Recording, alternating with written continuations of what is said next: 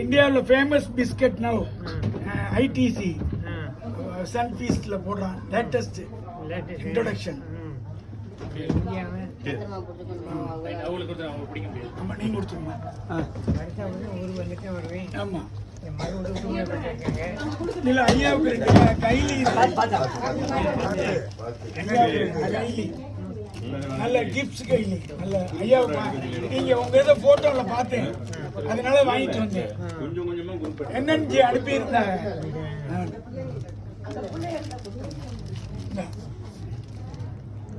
சரி ஐயா அப்படியே கொஞ்சம் முன்னாடி இருந்துங்க, நாங்க குரூப் பின்னாடி நின்னுக்கிறோம்.